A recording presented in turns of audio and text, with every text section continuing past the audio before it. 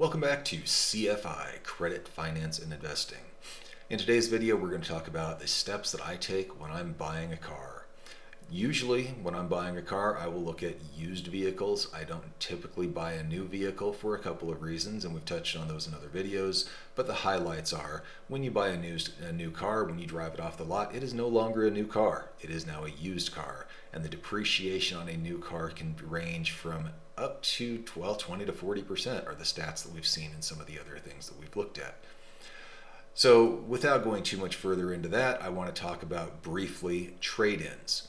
If you have an existing car, if you look at trading it in on a car that you're purchasing, you will usually lose a couple $1,000s in the value over what you could have if you sell the car yourself. It is much more convenient, obviously, to trade in a car. However, it's much less valuable to you. So if you have the ability to sell the car on your own, that would be the option that I would generally recommend. So jumping right into this video, I don't want it to be too lengthy. The first step in buying a car is to do your homework. Do your homework in advance. Don't just drive into a dealer lot. Don't just start looking at cars on lots, because you will not understand what's out there in the market and it will cost you money. Knowing in advance what the options are in your market and knowing if you want to drive a couple of hours to a different market are very valuable ways to buy a car.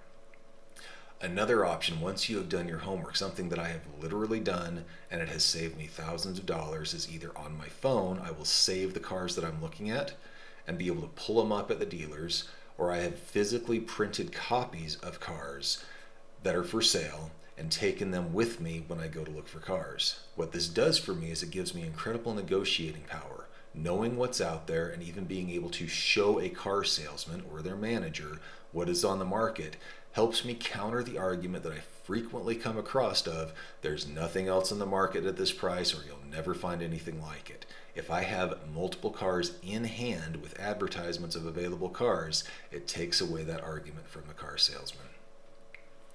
So when I'm talking about doing homework and doing your homework in advance, I will generally find what the site is that is prevalent in the market. So for example, in the Seattle market where I've purchased a bunch of cars, I typically will look at Craigslist.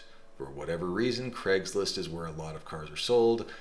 In the Utah, Nevada, Idaho market, KSL or Facebook Marketplace are used frequently, so understand what it is that you're looking at.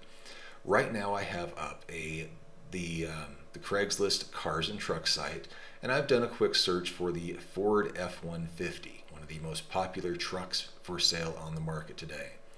And what I will do when I'm doing my homework is figure out about what price point do I want to be at. For right now, let's say I have a $15,000 price point for a truck. There's a few key factors that I will want to do. Number one, of course, is the price. So here I'm going to put a minimum price in of $1,000. You can do $2,000. It doesn't really matter. In fact, let's do $3,000 right now. Now, why do I want to put the minimum price in? Some car dealers, when they're advertising prices, will not advertise the price of the car. They'll advertise the monthly payment they think they can get a well-qualified borrower to, or a well-qualified buyer to. And then I will also go up to, let's say, $17,000. Why $17,000 when I'm looking at a $15,000 price point? Well, I'm going to plan on negotiating that price down. So on that note, when you are working with car dealers, I'll generally call and check the availability of a car. Something that you'll find is either people get lazy and don't take down cars that sold, or they leave them up intentionally to try to sucker people into the dealerships and hope they can sell them another car. That's a very frequently used tactic by a lot of car dealers. So $3,000 to $17,000. The odometer is something that I always want to set in there. And I'll just put the bottom number. I don't really care, because as long as I'm filtering by some number, if someone's not going to list the miles on their car, generally it's because they're high. And on the high end, honestly, on a Ford, I probably don't want to go over about 120,000 miles. Now, will a Ford go farther than 120,000 miles? Of course they will. But I'm going to be driving this car, so I want to set that low, and I will prefer to get a lower mileage car and pay a little bit more than a higher mileage car that has all the options and pretty and has all the things that may not actually help the longevity of the car. Model year, it really depends on what I'm looking for, but on this particular one, let's just say about a 2007. for no real particular reason, and of course I'll go as frequent as it wants to. And I will not buy a car that's not, or a truck that's not four-wheel drive, just because I do a lot of driving in snow and mud and other things where I would need that. You could put in a bunch of other filters, just get what's important to you, but understand that every filter you add eliminates certain cars. There are some people selling cars that don't understand how to list them, and they may not put in all the options. So I'm going to hit the highlights of what I need to have. I'll hit apply and filter it out by that. Now, you'll see that filter it way down to only 4 cars in the local market. And these cars are ranging from, it looks like 14,800 up to 16,995. And you would think that the 16,995 would have all the better options, the lower miles and whatnot, but in this particular case, no. The 14,800 model car has 87,000 miles on it, where the most expensive car has 104,000 miles on it. It is not really a competition. So let's just drill in on the lowest option car. On this particular one, it looks like it is a private individual who's selling it, which is always my preference. I would rather buy from a private individual than a dealer, simply because they usually will give details. A dealer won't have any information. It may not be as clean, it may not have been detailed, but that's okay. If I can save a few $1,000s, I can either clean it myself or I can pay to have it detailed for only a couple $100s. So in this particular one, I'm looking at what the description is. Lower mileage truck, 5.0 V8. Newer tires, always a good thing. New tires on a truck can cost you a couple of $1,000s depending on where you buy them. Tonneau cover, great. And then the other thing that I'm going to start doing is I'm going to look at the car itself and drill in and see how close I can get on these pictures. A lot of cars will say that they are a clean title, but that does not mean necessarily no accidents. And I'll do this when I get there and look at the car also. But in the pictures, I'm going to look and see, are the body lines straight? Does it look like there's any different gaps between these? When it comes from the factory, it's built by robots generally, and the line will be, the spacing here will be the same all the way down. If I see differences, it means it's been adjusted or possibly had a wreck before. And just go around and see if everything looks like it's normal. See if you can see any signs of rust. How do the seats look? Are there rips? Are there tears? Did the engine have wires sticking out? You can see here where the wire loom is in this plastic cover. If the wires are out of that, it means they may have had wiring issues. There may be an issue with that. But everything on this particular one looks okay, and this would be a car that I'd go to look at. I may come back and take a look at some of these other cars also. So for example, this $16,000 truck, for whatever reason doesn't show the year, but it only has 46,000 miles on it. Would I pay a little bit more for a 46,000 mile truck versus a 100,000 mile truck? Of course I would.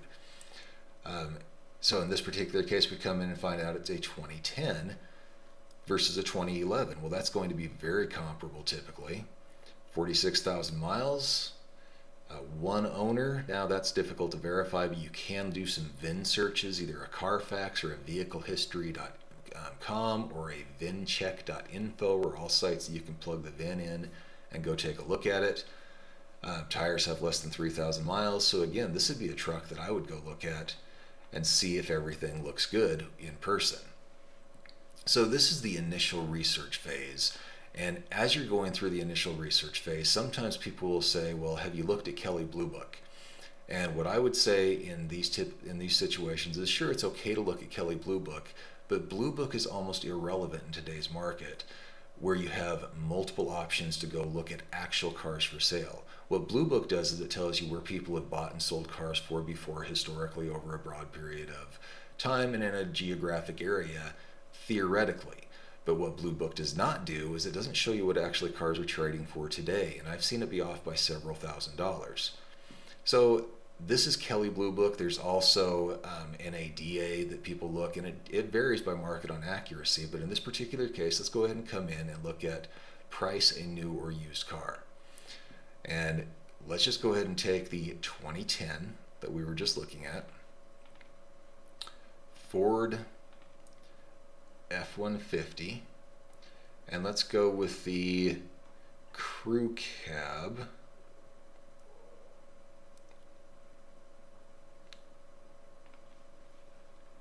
And let's just do a 98042, which is a southern Washington, kind of Kent area zip code that I just happen to know off the top of my head.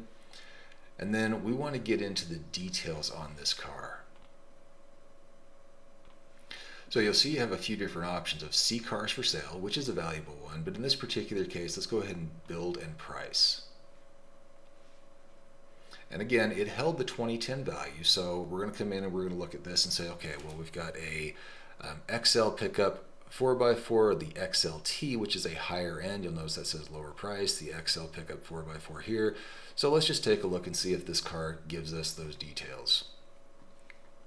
It does not, which is not surprising because again, this is a private party listing and they don't go in and put in all the details typically. So we can always come in here and look at this 2015 and they give us the VIN actually, but they don't give us the details either. So we'll just make some assumptions.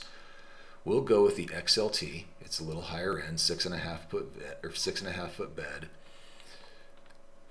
Let's put in the 80, let's just put in 80,000 miles. And again, we're not going for perfection here. We're just trying to get a good feel for what we're seeing. Let's go with the silver truck, the powertrain on this one.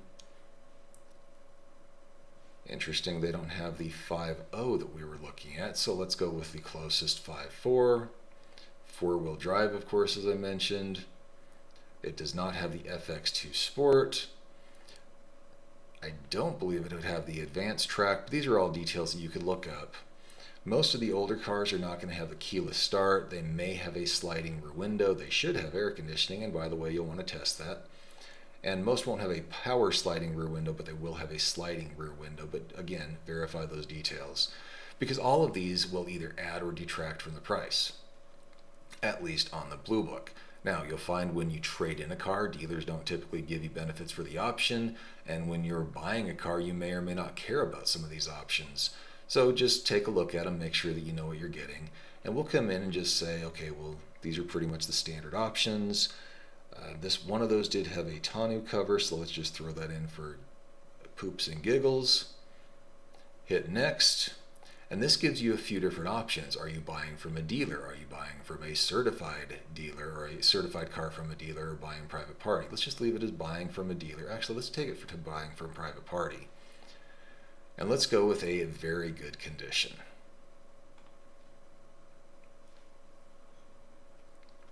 In this case, Blue Book tells you your car should be anywhere between $11,626 and $14,827. So with an average of 13.2. If we come in and look at the cars that are for sale, we're 14 to 16, which is much higher than Blue Book is.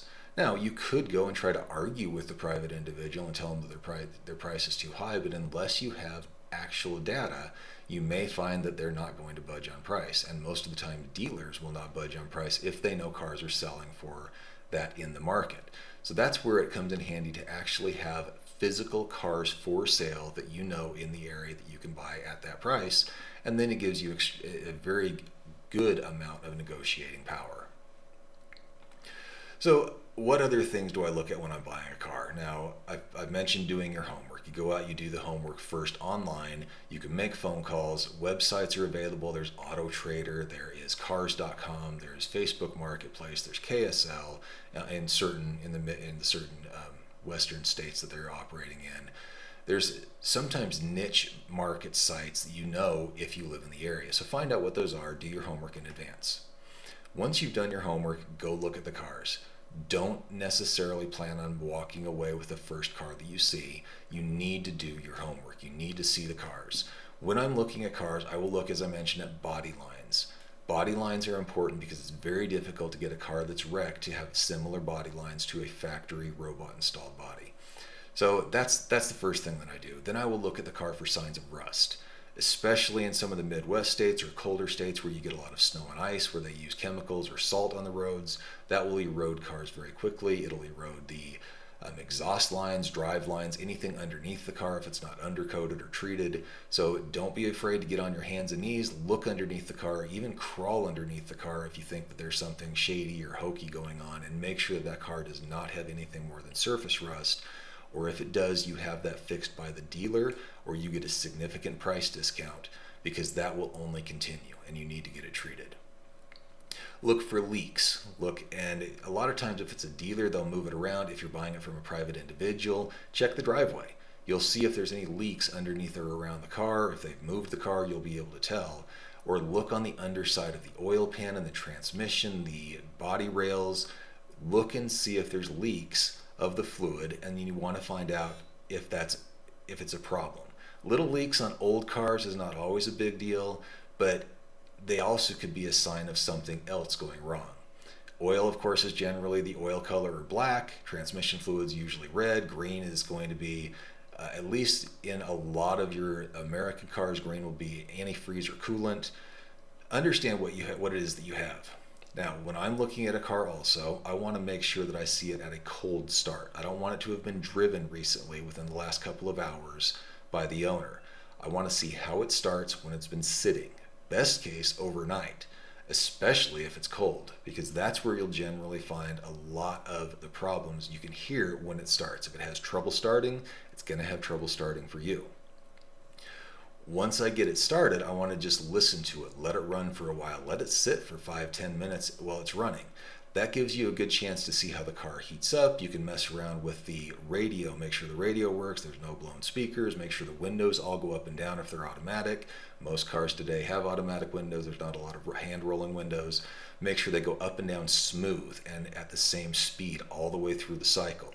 If not, you may have an engine problem, you may have voltage problems that could tell you that something else is wrong. If you have blown speakers, it's going to tell you someone's probably been rocking out pretty hard in that car. And not that that's a bad thing. My wife has blown speakers in her cars, but you want to make sure that it works well for you. Or if it doesn't, you can negotiate a discount or get it checked out by someone else. Sometimes people, when they're selling cars, especially private individuals, will try to meet you somewhere. And I understand it's a privacy thing, but I generally will try to talk them out of it because I want to see that car start cold also. I want to see what that looks like, how does it start, and I want to see if there's any fluids leaking on the driveway or the road in the immediate area of that car, just to make sure that there's no problems. Once you've done that, the initial startup, look at the engine. See if you hear exhaust leaks. See if you see any leaks on the top of the engine. See if you see wires popping out of the engine bay. If there's something that doesn't look right, it gives you indications that there may have been work done on that car in an unprofessional manner that could be a problem for you. Always take the car for a test drive. When you're out on your test drive, don't just drive it like a grandma. You want to push it a little bit. So drive it slow, drive it fast, punch it. Make sure it goes through all of these gears very quickly. If you can get it on the freeway, you can start from a pretty slow start, punch it and see if it shifts smoothly all the way up to speed. If it doesn't, again, that could be a problem. Watch for smoke coming out of the tailpipe. If it's cold and you have a little bit of normal smoke, that's not a problem. But if you have a white smoke or blue smoke coming out of the exhaust pipe, especially after it's been driving for a while, that's an indicator of a bigger problem and it should probably go in to see a mechanic. We don't have time to talk about all of the problems that you'll run into on something like that, but make sure you're watching for those details. When you're looking at the car also, and this is going back to when you're checking in the engine bay, check all the fluids. Pull the oil, the dipstick, the transmission dipstick. Smell them. If they smell burnt, you have a problem. Check your brake fluid, check your coolant, make sure that they're at the proper levels. If the coolant has a lot of dirt in it, if it looks muddy, you might have a problem there. If the oil looks like a milkshake, if it looks not like your standard oil color, if it looks really milky, that could be a sign of a head gasket issue. So there are little things like this that you can look at that help protect you as you're going forward. And then if there's something wrong, if there's a smell that doesn't sound right, if it's not driving right, if it's shimmying, if there's something that just doesn't feel right, always feel free to take it to a mechanic. And if the seller will not let you take it to a mechanic, there's probably a clue there that there's something wrong. Even if you have to pay a mechanic a couple $100s, it may save you thousands going forward. Now here's a little story that happened to myself and my wife. My wife and I were looking at a car that my wife really liked. When we drove it, something didn't feel right. It just felt like there was something not quite, to me it felt like a shimmy, but it was a consistent thing that told me that there may be something wrong with that car. Now I work on cars a lot, but I couldn't pinpoint it, so we took it into a car shop really quick. And they were able to get it up on a lift and look at it and came back and said, well, we don't see anything particularly troubling as far as tire wear or anything loose underneath the car. However, we did find this, and they pulled up a picture on their phone, and on the bottom of the transmission, someone had put JB weld, which is an epoxy weld for those who don't know, over a hole in the transmission, meaning that someone had done some damage to it. It probably had leaked fluid out, and then they had patched it with this epoxy finish instead of welding it or replacing a transmission part, which is very indicative of a larger problem. Naturally, we walked away from that car, and by the way, car transmissions in the newer cars can be $5,000 to $10,000 to replace, which is a significant add to the price of any car. So these are all the things that I'll look for, and then once you find the car that you like, don't be afraid to negotiate at all. If you have the information showing that there are other cars selling in the area, you have a lot of power to negotiate that price. Some dealers will not negotiate price. Most private party individuals will, and a lot of dealers will. I have seen prices come down $2,000 to $3,000 in situations where car dealers want to sell. Understand also the dynamics of car dealers. Car dealers like to sell cars within a month period, so a lot of times at the beginning of the month, historically, you will not get as good of a price if you negotiate as you will if you're at the end of the month. Not all car dealers are that way, but some are. Private individuals, a lot of times if the car's been sitting for a while, just want to get rid of it, and they'll negotiate on price also. So don't be afraid to ask for a lower price, to negotiate. Don't be afraid to walk away and come back the next day if you need to. You do risk losing the car if it sells, but you also gain the chance of getting a much better price on that car. Hopefully these tips and tricks help you. If you have any questions, comments, please feel free to put them down in the comments below. If this video has been helpful to you, please like and send it to someone that it may benefit. And also, please consider subscribing. Thank you.